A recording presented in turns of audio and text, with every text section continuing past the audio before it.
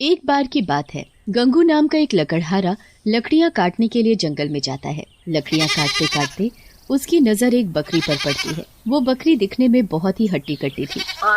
इस जंगल में ये बकरी कहाँ से आ गई? यहाँ आसपास तो कोई दिखाई नहीं देता। अरे भाई, ये बकरी किसकी है? इसका ध्यान रखो, नहीं तो ये रास्ता भटक जाएगी। मैंने इतनी आवाजें लगाई, फिर भी कोई नहीं दिखा यहाँ। शायद ये खुद ही रास्ता भटक चुकी है। बकरी दिखने में तो बहुत हट्टी कट्टी है, क्यों ना मैं ही इसे अपने घर ले जाऊं। गंगू लकड़ियां छोड़कर बकरी को अपने साथ अपने घर ले जाता है। घर पहुंचते ही उसकी पत्नी मधु उससे पूछती है, तुम तो जंगल गए थे, फिर ये बकरी कहाँ से पकड़ लाए? ये बकरी हमें जंगल में मिली। जिसको जो चीज मिल जाए वो उसी की होती है, इसलिए ये बकरी अब हमारी है। हाँ, अगर इसका मालिक इसे ढूंढता हुआ यहाँ आ गया तो? जब आएगा तब की तब देखेंगे। पहले तुम इसे देखो, कितनी हट्टी कट्टी है। रोज कई लीटर दूध देगी। इसका दूध बेचकर सोचो जरा, हम कितने अमीर हो जाएंगे। बात तो तुमने पते की कही।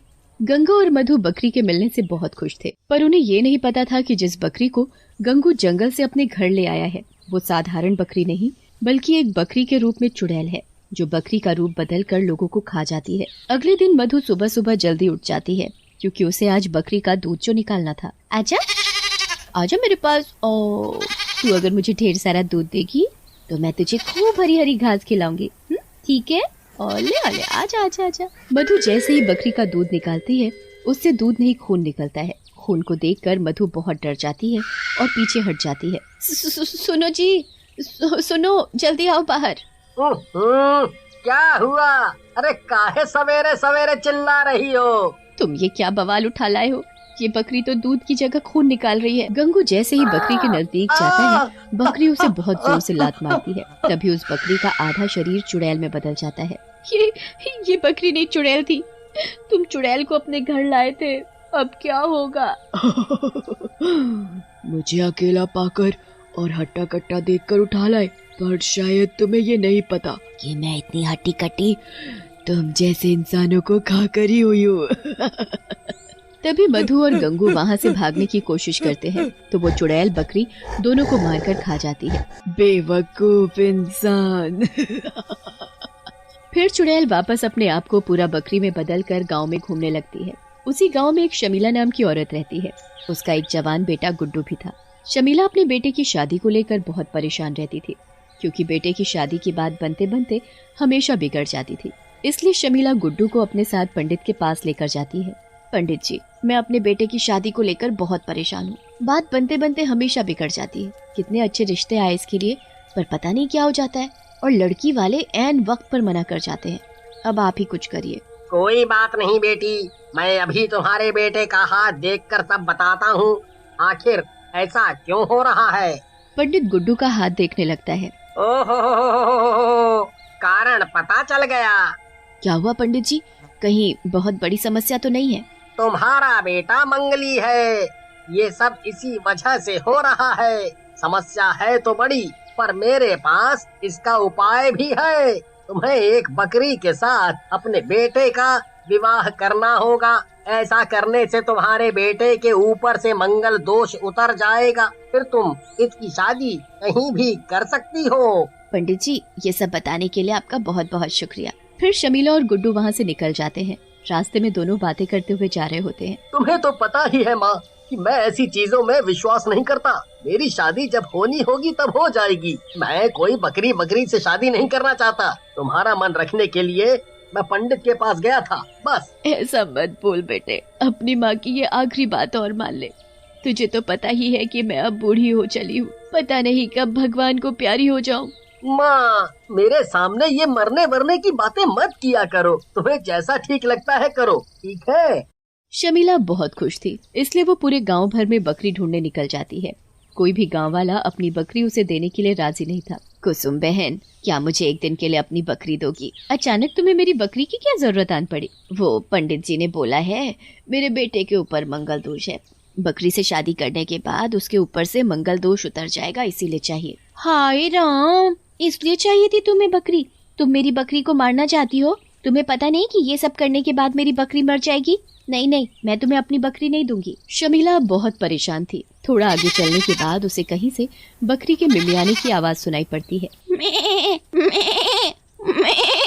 शमीला आवाज की तरफ दौड़ती हुई जाती है। झाड़ियों के पास वही भूतिया बकरी खड़ी थी। शमीला इधर उधर देखती है और चुपचाप उस बकरी को अपने घर ले जाती है।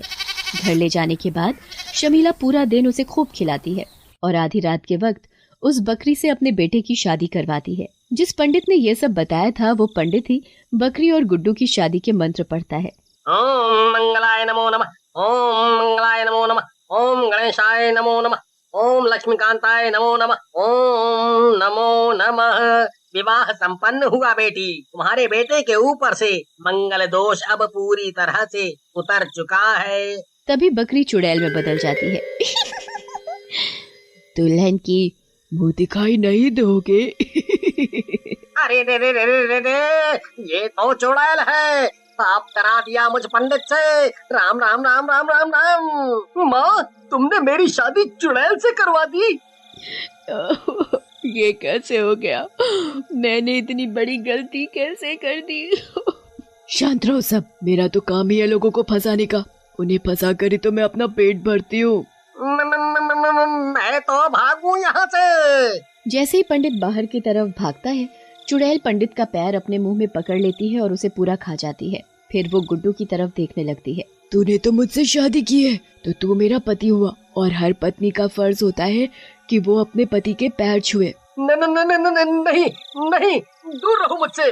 मेरे बेटे को छोड़ दे चुड़ैल। अरे मैं तो भूल ही गई। सबसे पहले तो बड़ों का आशीर्वाद लेना चाहिए। सासू माँ, मुझे आशीर्वाद दीजिए। चुड़ैल तुरंत शमीला को दबोच लेती है और मार देती है। गुड्डू अपनी माँ को बचाने के लिए चुड़ैल के ऊपर डंडे से वार करता है। चुड़ैल उसे भी मार देती है और सभी को खा जाती है। बड़े आए थे मेरी शादी कराने। चुड़ैल वापस बकरी में बदल जाती है और वहाँ से चली जाती है। पर दीवार के पीछे खड़ी सावित्री ये सब देख लेती है। ये चुड़ैल बकरी एक एक कर सभी को खा जाए, उससे पहले मुझे सभी गांव वालों को इसके बारे में बताना होगा। सावित्री भागती हुई गांव के चौपाल में पहुंचती है। सुनो सुनो सुनो, सभी इधर आओ जल्दी। क्या हुआ? ऐसी कौन सी जरूरी बात बतानी है जो शोर मचा मचा कर सबको इकट्ठा कर दिया? हमारे गांव में एक चुड़ैल बकरी घूम रही है। उसका आधा शरीर तो चुड़ैल का है और आधा बकरी का। वो लोगों को मार कर खा जाती है, फिर साधारण बकरी में बदल जाती है। क्यों मजाक कर रही हो सावित्री बहन? भला कभी ऐसी भी कोई बकरी होती है, चुड़ैल जैसी दिखने वाली? फिर सभी गांव वाले हंसने लगते हैं। तभी वहाँ वही चुड़ैल बकरी मेह मेह करती हुई आ जाती है। अब तुम ये बोलोगी कि ये बकरी नहीं चुड़ैल है? हाँ हाँ, ये वही चुड़ैल बकरी है। तुम इससे दूर हट जाओ। तभी श्याम बकरी को पुचकारने लगता है और उसे बड़े ही प्यार से सहलाने लगता है। उसके हाथ लगाते ही बकरी चुड़ैल रूप में आ जाती है। ये तो सच में चुड़ैल है। चुड़ैल बकरी एक एक करके सभी को झपटने लगती है। किसी को नहीं छोड़ूंगी, सबको मार दूंगी। मुझे अपनी जान बचाने के लिए कहीं छिपना पड़ेगा। तभी वो चुड़ैल बकरी एक छोटे से बच्चे पर हमला करने वाली होती है, पर उसका पिता हरिदास उसे देख लेता है। छोटू, मेरे बच्चे, मैं तुझे कुछ नहीं होने दूंगा। मैं तुझे बचा लूंगा। हरिदास को कुछ भी समझ में नहीं आता, क्योंकि चुड़ैल बिल्कुल उसके मुन्ना के सामने ही खड़ी थी और मुन्ना जोर जोर से रो रहा था। जैसे ही चुड़ैल मुन्ना पर हमला करती है, वैसे ही हरिदास कुल्हाड़ी लेकर उसके सामने आ जाता है और वो कुल्हाड़ी चुड़ैल बकरी के पेट में घुसा देता है। चुड़ैल वहीं तुरंत मर जाती है और हरिदास अपने मुन्ना को उठाकर अपने सीने से लगा लेता है। अब सभी गांव वाले उस चुड़ैल बकरी के डर से आजाद थे। बदान नामक गांव में एक गोपाल नाम का व्यक्ति रहता था। गोपाल बहुत ही लालची और कंजूस था। वो घर की रोटी रोजी के लिए खेती का कार्य करता था। उसके घर में वो और उसकी पत्नी और एक भैंसा था। गोपाल अपने भैंसे को खाने में सूखी घास या चारा देता था और उससे पूरे दिन अपने खेत जुतवाता था।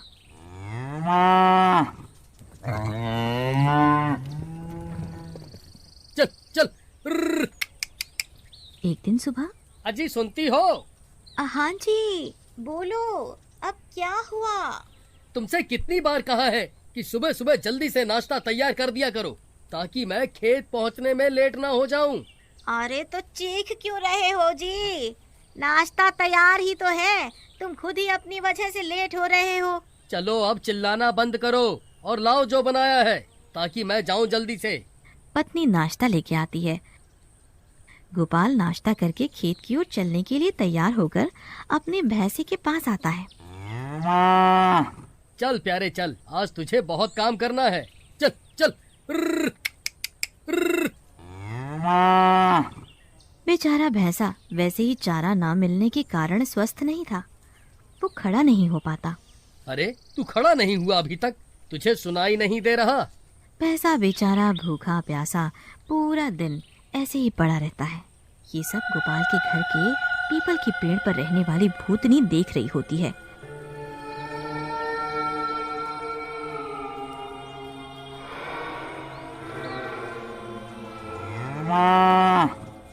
और उससे भैंसे का दर्द देखा नहीं जाता। इन इंसानों को तो पैसों के लालच ने बिल्कुल अंधा कर दिया है। बेचारे भैंसे को कितना मारा है, इसलिए इस व्यक्ति को तो सबक सिखाना ही पड़ेगा। इतना सुनकर भूतनी पेड़ से उतरकर भैंसे के अंदर घुस जाती है। फिर शाम होने लगती है और गोपाल घर वापस आता है। अरे भाग्यवान, आज तो बहुत भूख लग रही है। क्या बनाया है खाने में? और वो भैंसा खड़ा हुआ कि नहीं? खाना तो बन गया है जी। पहले आप एक काम करिए, आप भैंसे को जाकर कुछ चारा डाल दो। बेचारा सुबह से भूखा प्यासा पड़ा है। ठीक है। तभी भैंसा अचानक से खड़ा हो जाता है और जोर जोर से रंभाने लगता है। गोपाल उसका रंभाना यानी चिल्लाना सुनकर जैसे ही पीछे भैंसे की ओर मुड़ता है, तभी अचानक से भैंसा उसे जोर से लात मार देता है। हाय रे! इसने तो मेरी कमर ही तोड़ दी। अरे कमबख्त भैंस, तेरी इतनी हिम्मत! उसके बाद भूतनी अपने असली रूप में आ जाती है।